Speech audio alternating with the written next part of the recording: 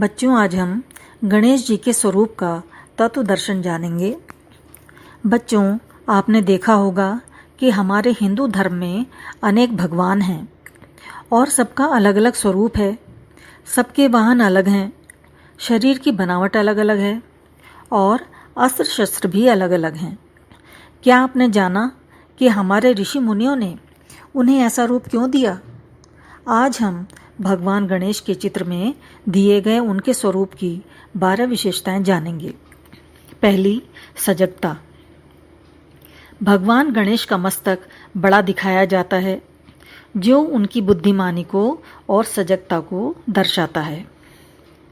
दूसरा गुण, दूरदर्शिता। उनकी आंखें छोटी छोटी दिखाई गई हैं, जिससे पता चलता है कि वे दूरदर्शी थे और आगे की सोच लेते थे। आप भी बच्चों, जब कुछ विशेष सोच रहे होते हैं तो दिमाग पर जोर डालकर ही छोटी छोटी आंखें बनाकर सोचते हैं ना। तीसरा गुण, श्रोता। उनके कान बड़े बड़े दिखाकर बताया गया है कि वे एक अच्छे श्रोता थे।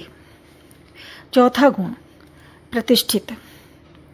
जो मान प्रतिष्ठा वाले व्यक्ति होते हैं तो उनकी नाक ऊंची और लंबी दिखाई जाती है, जिसे आप गणेश जी के चित्र में सूंड के रूप में देख सकते हैं। पांचवा गुण, त्याग और तपस्या।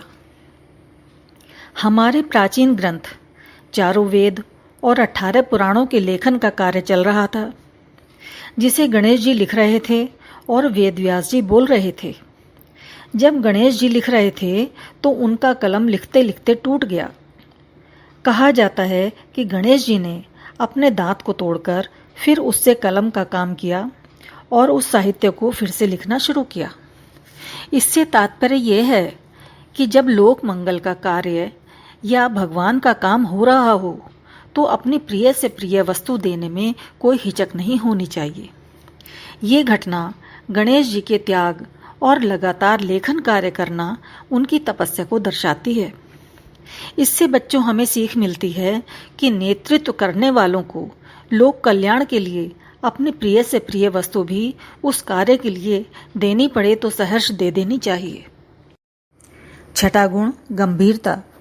ऋषियों ने धीरता गंभीरता दिखाने के लिए उनका बड़ा पेट दिखाया है, यानी जो इधर उधर की बातों को पचा सके या अपने तक ही सीमित रख सके।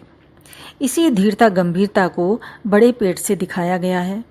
लोगों में धारणा है कि गणेश जी का मोटा पेट है तो वो लड्डू बहुत खाते थे, किंतु भगवान के लिए ये सोचना और कहना बड़ी घटिया बात है। जरा सोचें, जो सबके कष्टों का निवारण करते हैं, क्या उन्हें हमसे कुछ चाहिए? उन्हें तो श्रद्धा और प्रेम से जो भी अर्पित किया जाए उसी से वो प्रसन्न हो जाते हैं। सातवां गुण, स्थित प्रज्ञ, यानी संभाव में रहना। भगवान गणेश संभाव में रहते थे, जो कमल के फूल से दर्शाया गया है।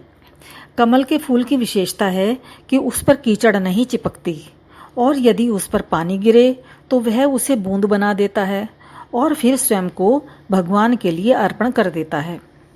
इससे हमें सीख मिलती है कि विपरीत परिस्थिति में अगर किसी ने हमारा अपमान किया हो या बुरा किया हो तो खुद को विचलित न होने दें, और यदि हमें कहीं से सम्मान और प्यार मिले तो अहंकारी नहीं होना चाहिए, वरन सब कुछ यानी मान और अपमान भगवान को अर्पित करते हुए आगे बढ़ना चाहिए। आठवां गुण, संयमन। भगवान के एक हाथ में अंकुश दिखाया गया है, जो संयमित जीवन को दर्शाता है। हम सफलता मिलने पर मद में यानी अहंकार में आ जाते हैं, किंतु जीवन में यदि कोई हमारे बड़े गुरुजन, माता पिता या भाई बहन हमारे भले के लिए टोकें या समझाएं तो उनका कहा मान लेना चाहिए, बुरा नहीं मानना चाहिए। इस तरह से अनुशासन में रहने से व्यक्ति अपने पथ पर आगे बढ़ता चला जाता है, नहीं तो उसका पतन होने लगता है। नवां गुण, सतत आराध्य। गणेश जी के एक हाथ में कमंडल है, जिसमें जल भरा हुआ है, जो अटूट श्रद्धा का प्रतीक है। इससे बच्चों हमें सीख मिलती है कि जैसे जल को तोड़ा नहीं जा सकता, उसी प्रकार हमारी जिस पर श्रद्धा हो वह टूटे नहीं। श्रेष्ठता से असीम प्यार करें। 10वां गुण संगठित। बूंदी के लड्डू गणेश जी को प्रिय थे जो उन्हें चढ़ाए जाते हैं, अर्थात हम सब छोटी छोटी बूंदी हैं जो रस से यानी प्रेम से भरी हुई हैं। हमारे आराध्य को संगठन से प्यार होता है, इसलिए बूंदियों को जोड़कर लड्डू बनाकर उन्हें अर्पित किया जाता है। लड्डू संगठन का प्रतीक है। 11वां गुण समाधान करता। गणेश जी की सवारी मूषक यानी चूहा दिखाया गया है। चूहे की विशेषता होती है कि वह कभी भी समस्याओं से परेशान नहीं होता, अतः हमें भी अपनी सोच ऐसी रखनी चाहिए कि धैर्य न खोएं और जो भी अपने साथ हो उसकी भी समस्या दूर कर सकें। 12वां गुण अटूट प्रेम। भगवान गणेश को दूर्वा घास चढ़ाई जाती है। हाथी को दूर्वा घास बहुत पसंद है। दूर्वा की विशेषता है कि ये कभी मुरझाती नहीं है। अगर सूख भी जाती है तो उस पर थोड़ा पानी डाला जाए तो वह फिर से हरी हो जाती है। इसी तरह अपने लोगों के प्रति हमारा प्रेम अटूट होना चाहिए। अगर थोड़ी कहा सुनी हो भी जाए तो फिर से जुड़ जाना चाहिए।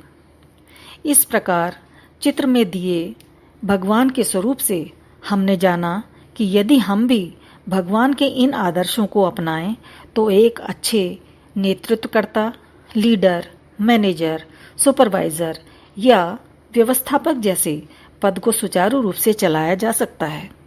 बहुत बहुत प्यार बच्चों।